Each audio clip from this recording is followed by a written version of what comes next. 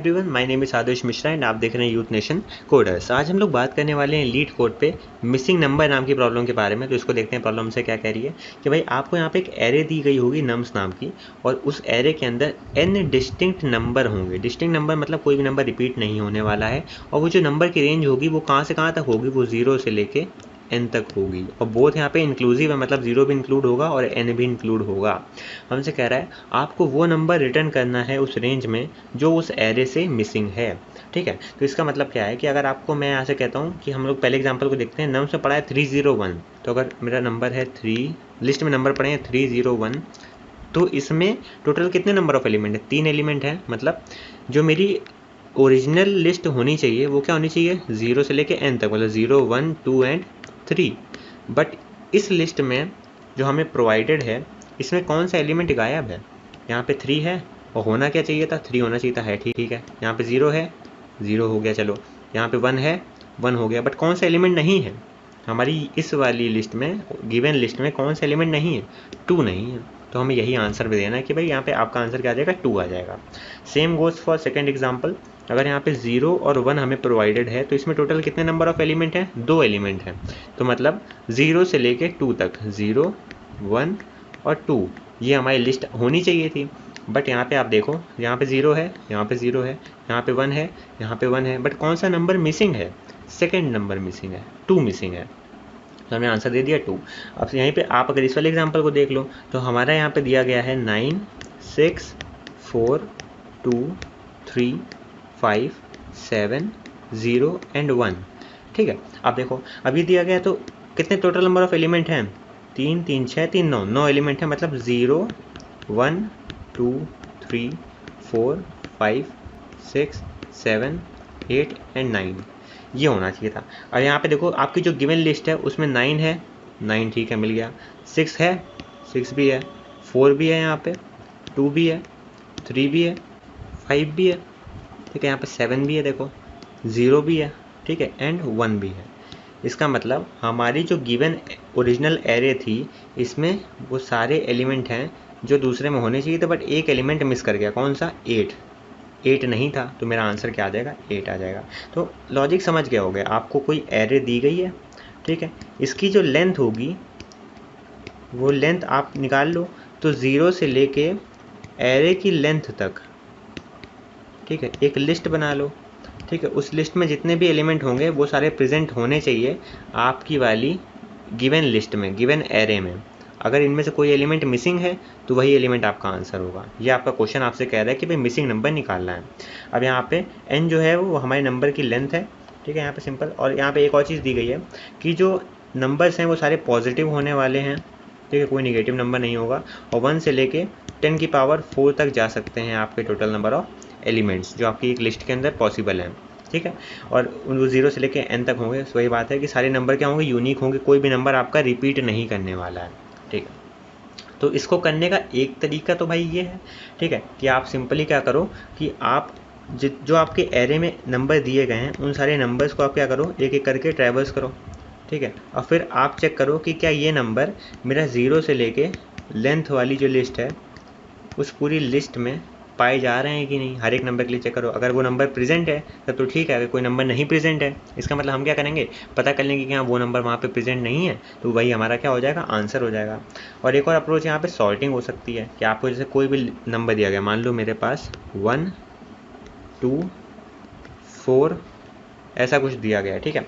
तो अगर मान लो यहाँ पे ऊपर से भी अगर कोई हम एग्जाम्पल उठा लेते हैं सिंपली, तो मान लो छोटा सा कोई एग्जाम्पल ले लेते हैं, 301 ले लेते हैं, ठीक है। तो मैंने यहाँ पे ले लिया अपना एग्जाम्पल 301।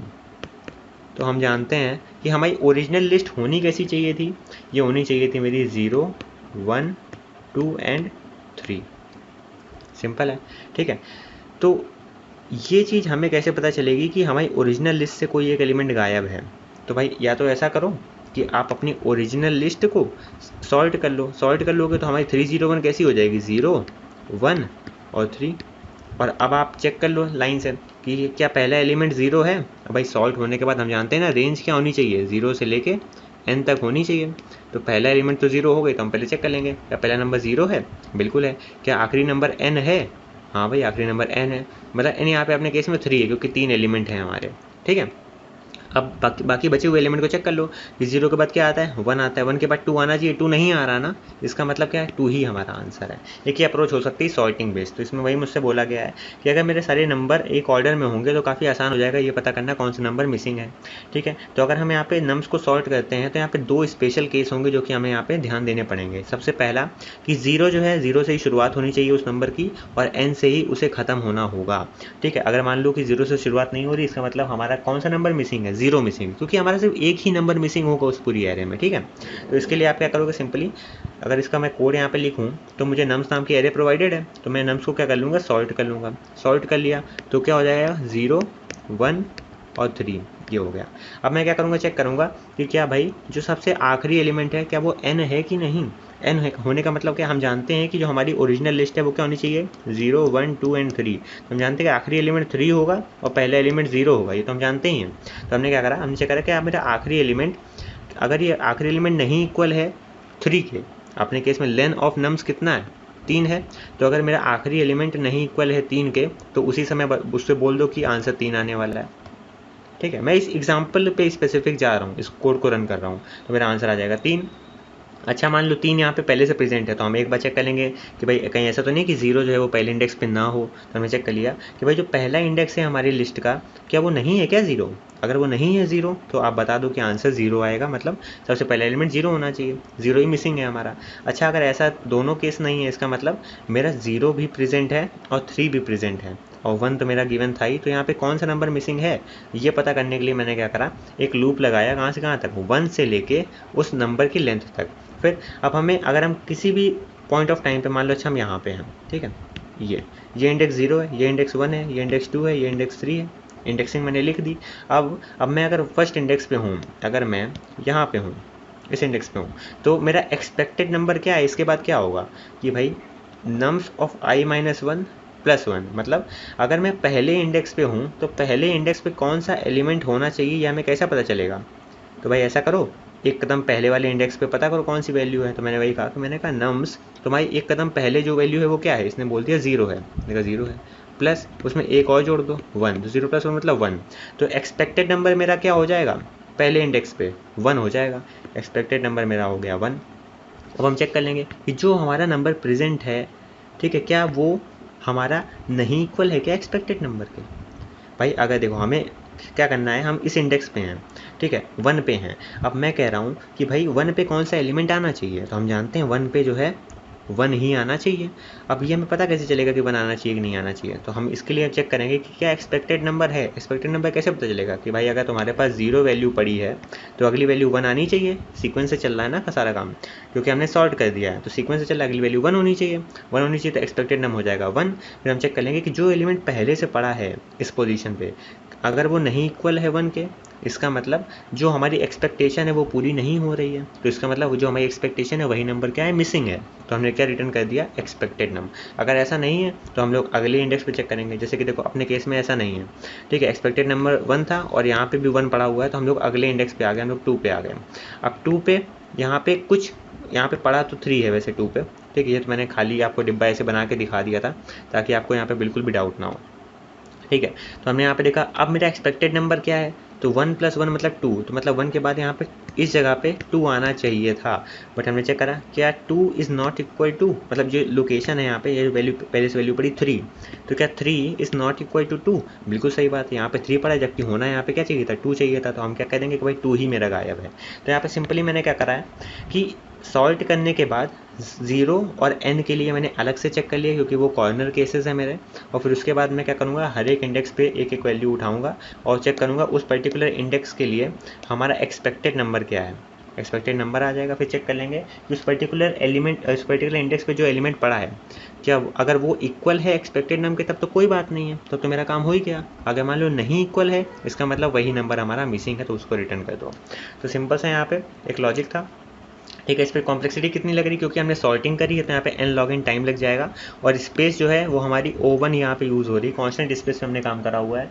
बट अगर आप वहाँ पे कोई ऐसी सॉर्टिंग यूज़ कर लेते हो जिसमें आपको नहीं अलग से एक एरे बनानी पड़ रही है, जैसे कि अगर हम यहाँ पे मर्ज सॉर्ट लगा देंगे तो मर्ज सॉर्ट में भी टाइम जो है n log n लगेगा, बट जो स्पेस होगी वो अलग से एक नई एरे बनती है उसमें, तो उसके लिए यहाँ पे o n लग जाएगा। तो वो बात अलग है, यहाँ पे मेन टाइम कॉम्प्लेक्सिटी से मतलब है कि यहाँ पे n log n में मेरा काम हो रहा है। अब इसको हम कैसे और इम्प्रूव कर सकते हैं, तो इसके लिए हम लोग यहाँ पे क्या यूज़ करेंगे, हैशिंग यूज़ करेंगे। हैशिंग में हम कैसे यूज़ कर सकते हैं, देखो मैं क्या कहता हूँ कि भाई आपका कोई भी सेट है 0, 3 और 1, ये आपको एरे दी गई थी, ठीक है। तो मैं ऐसा करता हूँ कि इस पूरी एरे को पहले सेट में तब्दील कर लेता हूँ, 0, 3 और 1। मैंने इसको सेट में तब्दील कर लिया। सेट में इसलिए तब्दील कर लिया क्योंकि जो मेरा लॉजिक है वो बार बार एलिमेंट्स को ढूंढेगा, और हम जानते हैं कि सेट में अगर हम किसी एलिमेंट को ढूंढेंगे तो वो हमें कांस्टेंट टाइम में बता देगा कि वो एलिमेंट उस सेट के अंदर प्रेजेंट है या नहीं, ठीक है। फिर मैं करूँगा क्या, मैं जानता हूँ कि 0 से लेके n तक सारे एलिमेंट तो होने चाहिए इस एरे में, है ना। तो हम क्या करेंगे, एक लूप चलाएंगे 0 से लेके n तक। अब हर बार जो एलिमेंट आएगा जैसे 0 आए तो हम चेक करेंगे क्या 0 मेरा इस सेट में है, बिल्कुल है, तो मतलब 0 मेरा प्रेजेंट है। फिर अगली बार हम वैल्यू 1 को उठाएंगे, क्या 1 मेरा प्रेजेंट है यहाँ पे, बिल्कुल है, ठीक है। अगली बार i की वैल्यू क्या हो जाएगी, 2 हो जाएगी, क्या 2 मेरा प्रेजेंट है, नहीं है। तो अगर कोई भी नंबर मेरा इस सेट में प्रेजेंट नहीं है, इसका मतलब वही नंबर क्या है, मिसिंग है, तो उसी को हम आंसर पे देने वाले हैं। तो इसीलिए हमने हैश सेट यहाँ पे अप्रोच यूज़ करी है, सिंपल है। तो हमने सबसे पहले क्या करा कि जो भी हमारा नंबर हमें एरे दी गई है हमने उसको पहले एक नम सेट मतलब एक सेट में बदल लिया, ठीक है। सेट में बदल लिया तो क्या हो जाएगा, 0, 3 और 1, ये कुछ इस प्रकार से हो जाएगा, ठीक है। फिर मैं जानता हूँ मुझे n की वैल्यू निकालनी है। n की वैल्यू क्या हो जाएगी, लेन ऑफ नंबर प्लस 1। इसका मतलब लेन कितनी है नंबर की, 3, 3 प्लस 1 मतलब 4। n की वैल्यू अगर 4 होगी तो हम लोग कहाँ से कहाँ तक चलेंगे, 0 से लेके 3 तक चलेंगे। बट हमने 4 इसलिए ले रखी है क्योंकि हम लोग नहीं जब रेंज पे लगाते हैं तो 1 कम तक चलता है, तो इसीलिए हमने क्या करा, फॉर नंबर इन 0 से लेके 3 तक। तो 0 से लेके 3 तक मुझे चलाना है, इसलिए मैंने n की वैल्यू 4 रखवा दी है। फिर मैं चेक करूँगा जो मेरा नंबर आया है अगर ये नहीं है उस सेट में, इसका मतलब वही नंबर जो है मिसिंग है। जैसा कि हमने ऊपर देखा था कि जब 0 वैल्यू है, 0 मेरा प्रेजेंट है सेट में तो कोई बात नहीं, अगला नंबर क्या हो जाएगा, 1 हो जाएगा। 1 मेरा प्रेजेंट है सेट में, कोई बात नहीं, अगला नंबर क्या हो जाएगा, 2 हो जाएगा। 2 देखा क्या 2 क्या नहीं है सेट में, तो 2 नॉट इन सेट, ये कंडीशन हो गई ट्रू और रिटर्न कर देंगे हम लोग 2, क्योंकि 2 ही हमारा क्या है, मिसिंग नंबर है। तो ये अप्रोच हो सकती है। तो इसमें हम लोगों ने क्या करा, जो हम लोग का टाइम लग रहा है बिग O ऑफ n, और स्पेस भी हम लोगों ने एक्स्ट्रा यूज़ कर रखी है क्योंकि हम लोगों ने यहाँ पे सेट यूज़ कर रखा है। तो n log n से n बेहतर है, तो आपका ये एक सोल्यूशन हो सकता है, ठीक है।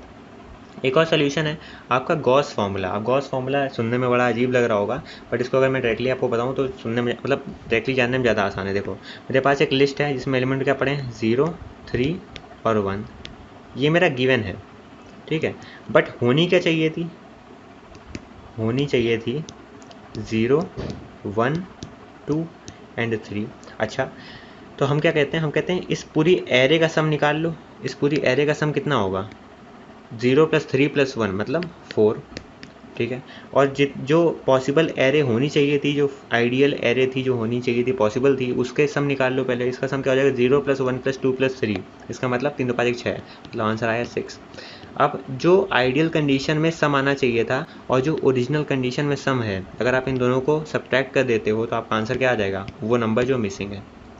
समझ रहे हो, तो बिल्कुल सही बात है, क्योंकि देखो 0 है, 0 है, ठीक है, 3 है, 3 है, 1 है, 1 है, तो बचा क्या, 2 ही तो बचा। तो वही बात है, आप पहले इसका सम निकाल लो, 4 आया। फिर आप जो ओरिजिनल आना चाहिए था वैल्यू उसका सम निकाल लो, 6 आया, ठीक है। 6 - 4 करा, मतलब एक ही नंबर जब मिसिंग है तो भाई डायरेक्टली हम सम को भी तो माइनस कर सकते हैं, तो आंसर में 2 आ जाएगा। तो अब जब हम लोग जानते हैं कि हम लोग को यहाँ पे सम निकालना है, तो उस एरे के लिए जो हमें एरे प्रोवाइडेड है उसका सम निकालने के लिए मुझे मैक्सिमम कितना टाइम लगेगा, मुझे हर एक एलिमेंट को एक एक करके क्या करना होगा, उठाना होगा और उसको ऐड करना होगा। तो इसमें हमारा टाइम लग जाएगा बिग O ऑफ n, क्योंकि हमें पूरी एरे में एक एक करके ट्राइवर्स करना पड़ेगा। अच्छा बट जो दूसरा केस है वो क्या है कि 0 से लेके n तक जितने भी नंबर हैं उन सबका क्या निकालना है, सम निकालना है। अब इसके लिए या तो आप लूप लगा लो, या तो आप यहाँ पे क्या यूज़ कर लो, गॉस फॉर्मूला यूज़ कर लो। तो गॉस फॉर्मूला क्या कहता है कि भाई अगर आपका कोई नंबर है, कोई एक लिस्ट ऑफ मतलब सीक्वेंस की लिस्ट है आपके पास, जैसे 0, 1, 2, 3, 5 ऐसे चल रहा है, तो अपने केस में n की वैल्यू क्या है, अपने केस में n की वैल्यू है 3। इसका मतलब हमें करना क्या है, 0, 1, 2 और 3 इस लिस्ट का मुझे सम करना है। तो इसका फॉर्मूला क्या होता है कि जो आपको n की वैल्यू दी है n इंटू अगर आप n - 1 करोगे, ठीक है, और अपॉन 2 कर दोगे, तो जो आपका आंसर आएगा वो क्या होगा, वो ओवरऑल सम होगा उस 0 से लेके n तक के एलिमेंट का। समझ रहे हो, मतलब मैं कहता हूँ n क्या है अपने केस में, n क्या है 3 इंटू n माइनस वन क्या है, n into n plus one, sorry n plus one क्या है 4 है अपॉन 2, तो 4 3 या 12 और 12 अपॉन 2 कितना हो जाएगा 6 हो जाएगा। तो मतलब मेरा सम क्या आ गया 6 आ गया। तो अगर हमें 0 से लेके n तक जो एलिमेंट हैं उनका सम निकालना है तो हम उसे कांस्टेंट टाइम में निकाल सकते हैं, ये वाला फॉर्मूला यूज़ करके। क्या फॉर्मूला है, n into n plus one upon 2, इसको यूज़ कर लोगे आपका सम आ जाएगा कांस्टेंट टाइम में। एरे का सम आप निकाल लोगे n टाइम में, और जो फाइनल सम आया है इससे आप एरे के सम को माइनस कर दोगे तो आपको मिसिंग नंबर यहाँ पे पता चल जाएगा। सेम चीज़ हम लोगों ने यहाँ पे यूज़ कर रखी है। देखो यहाँ पे हो क्या रहा है कि हमने मिसिंग नंबर नाम का हमें फंक्शन प्रोवाइडेड है जिसमें हमें यहाँ पे नंबर दिया गया है, तो हमने क्या करा है एक्सपेक्टेड सम क्या होना चाहिए, वही फॉर्मूला लगा दो कि n into n plus one, वही मतलब लेन ऑफ नम्स है, ठीक है। अब इसको सॉल्व कर लिया, जो आंसर आएगा उसको आप डिवाइड कर दिया 2 से। फिर एक्चुअल सम क्या है, एक्चुअल सम के लिए सम फंक्शन यूज़ कर सकते हो उस पर्टिकुलर एरे में जो आपको प्रोवाइडेड है, ठीक है। फिर आप रिटर्न क्या कर दोगे, जो आपका आइडियल सम होना चाहिए था उसमें आप माइनस कर दो जो एरे का एक्चुअल सम है, तो आपका ये भी काम हो जाएगा। तो जो टाइम कॉम्प्लेक्सिटी है वो आपकी तो ओवन लगेगी ही, बट स्पेस आपने यहाँ पे कांस्टेंट टाइम में कर दी। अब इसको अगर आपको और छोटा करके लिखना है तो यहाँ पे आप लिख दो n is equal two lane of nums.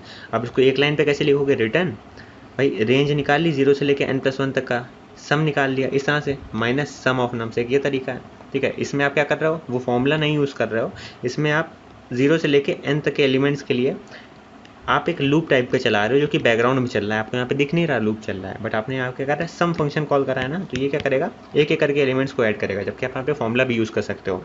तो जो टाइम कॉम्प्लेक्सिटी है वो यहाँ पे ON लग रही है और स्पेस O1 लग रहा है, तो ये सबसे ज़्यादा ऑप्टिमाइज्ड अप्रोच है, इसके अलावा और कोई ऑप्टिमाइज्ड अप्रोच यहाँ पे पॉसिबल नहीं है। अगर आपको फिर भी कोई ऐसा कोई अप्रोच पता चल रही है इसमें आप n टाइम से भी कम में पता कर सकते हो, तो मेरे ख्याल से अलग ही बात है, मगर ऐसा पॉसिबल नहीं होना चाहिए क्योंकि आपको एरे को एक बार एटलीस्ट ट्रेवल्स करना ही पड़ेगा, तो एन टाइम तो आपका लगेगा। तो क्वेश्चन ने जो हमसे यहाँ पे बोला था, जो कि मैंने पढ़ा नहीं था जानबूझ के, ताकि क्योंकि मैं इसको आपको आखिर में बताना चाह रहा था कि भाई could you implement a solution using O1 extra space complexity and ON run time complexity. तो ये हम लोगों ने यहाँ पे अचीव कर लिया इसकी थर्ड अप्रोच में, जो कि पहली और दूसरी अप्रोच से बहुत ही बेहतर है, और हम लोग को इसी अप्रोच में मतलब जब भी ऐसा कोई क्वेश्चन आएगा तो इस तरह से इसको सॉल्व करना पड़ेगा। इंटरव्यू पर्पज़ के लिए ऐसा अगर क्वेश्चन मान लो शुरुआत अगर इंटरव्यू की यहीं से होती है तो सबसे आसान क्वेश्चन आप लोग को दे देते हैं ताकि आप लोग को कंफर्टेबल फील होगा, ठीक है, कि आप जो है उस स्पेस में आ जाओ, आपको इंटरव्यूअर के साथ अच्छा लगने लगे, फिर आपसे कठिन कठिन क्वेश्चन पूछना चालू करेगा। तो अगर ईजी क्वेश्चन पूछेगा तो ऐसा ही कुछ पूछ लेगा, ठीक है, बट आपको उसी हिसाब से आपको अपना आंसर देना होगा। तो ये चीज़ आप वहाँ पे इजीली अचीव कर सकते हो, ये सोल्यूशन आपके दिमाग में सबसे पहले आना चाहिए, ठीक है।